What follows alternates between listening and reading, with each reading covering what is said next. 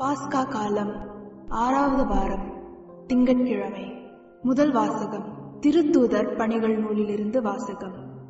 அதிகாரம் 16, வசனங்கள் 11 தொடக்கம் 15 வரை. பவுல், சீலா, திமோத்தேயு, லூக்கா ஆகிய நாங்கள் துரோவாயிலிருந்து கப்பலேறி சமுத்திரா தீவுக்கும் மறுநாள் நெயாப்போலி நகருக்கும் நேராக சென்றோம். அங்கிருந்து மாசிதோனிய பகுதியின் முக்கிய நகரான பிலிப்பி சென்றோம். இது உரோமையரின் குடியேற்ற நகரம். அந்நகரில் சில நாள்கள் தங்கியிருந்தோம். ஓய்வு நாளன்று நாங்கள் நகர வாயிலுக்கு வெளியே வந்து ஆற்றங்கரைக்கு சென்றோம்.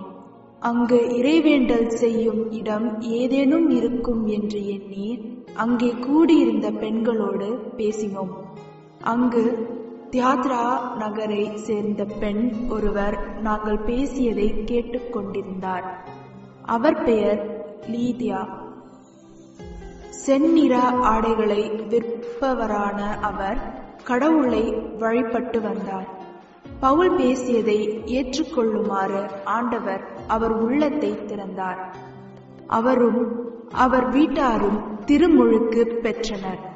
அதன் பின் அவர் எங்களிடம், நான் ஆண்டவரிடம் நம்பிக்கை கொண்டவள் என்று நீங்கள் கருதினால் என் வீட்டுக்கு வந்து தங்குங்கள் என்று கெஞ்சி கேட்டு எங்களை இணங்க வைத்தார். இது ஆண்டவர் வழங்கும் அருள்வாக்கு.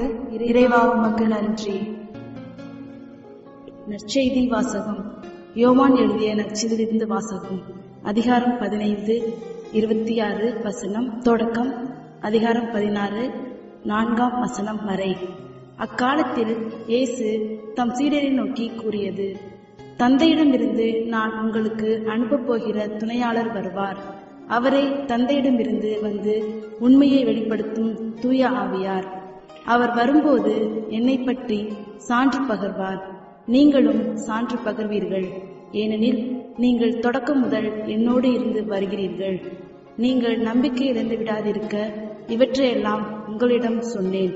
உங்களை தொழுகை கூடத்திலிருந்து விலக்கி வைப்பார்கள். உங்களை கொல்லுவோர் கடவுளுக்கு திருப்பணி செய்வதாக எண்ணும் காலமும் வருகிறது. தந்தையையும் என்னையும் அவர்கள் அறியாமல் இருப்பதால் தான் இவ்வாறு செய்வார்கள். இவை நிகழும் நேரம் வரும்போது நான் உங்களுக்கு இவை பற்றி முன்பே சொன்னதை நினைவுபடுத்திக் கொள்ளுங்கள். இதற்காகவே இவற்றை உங்களிடம் கூறினேன். இது கிறிஸ்து வழங்கும் நற்செய்தி. கிறிஸ்துவே உமக்கு புகழ்.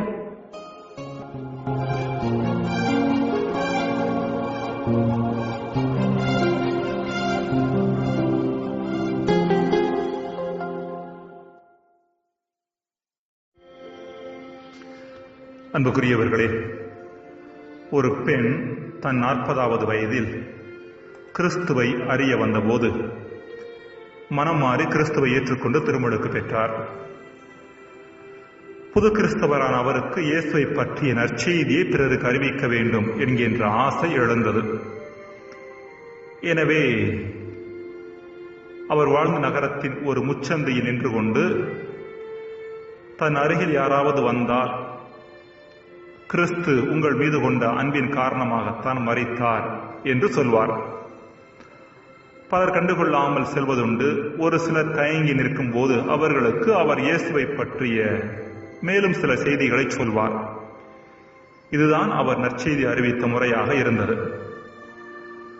ஒரு முறை அவர் அந்த முச்சந்தியில் நின்று கொண்டிருந்த போது ஒரு 50 வயது மதிக்கத்தக்க நபர் அருகில் வருவதை பார்த்தார். வழக்கம் போல் அவரிடம், கிறிஸ்து உங்கள் மீது கொண்ட அன்பின் காரணமாகத்தான் மரித்தார் என்று சொல்ல, உடனே நின்ற அந்த நபர் அப்பெண்ணை பார்த்து, நான் யார் என்று தெரியுமா?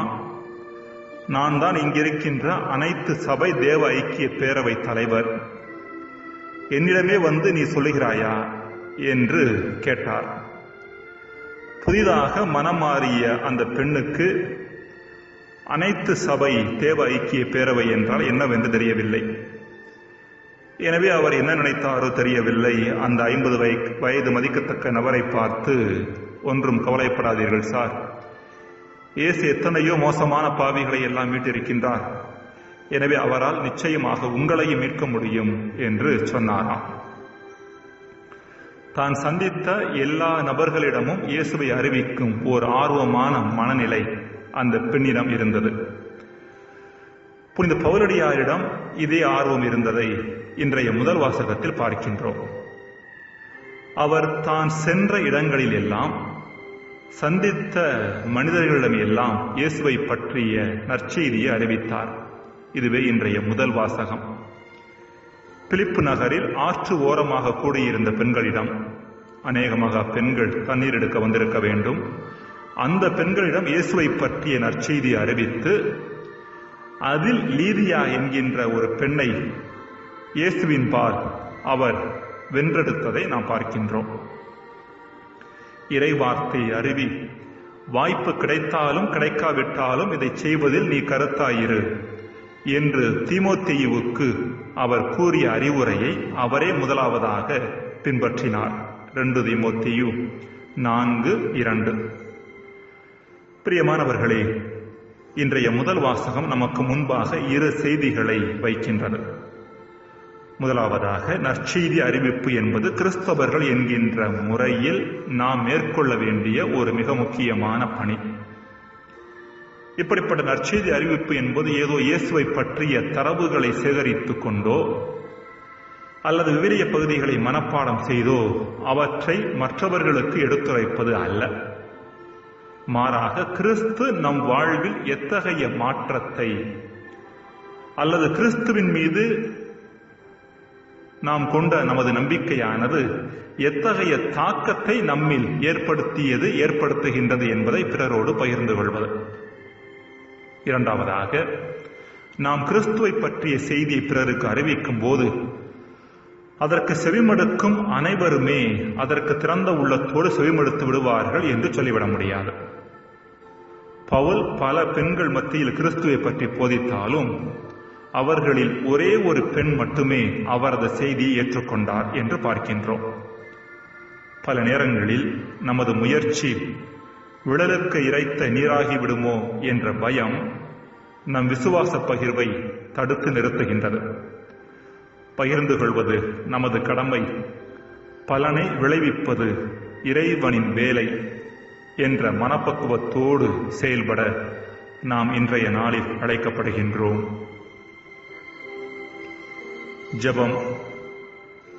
இறைவா, பிறருக்கு நற்செய்தியை நாங்கள் அறிவிக்கும் போது எங்களது கிறிஸ்தவ வாழ்வு ஆளப்படுகிறது என்பதை நாங்கள் உணர வரம் தாரும். ஆமென்.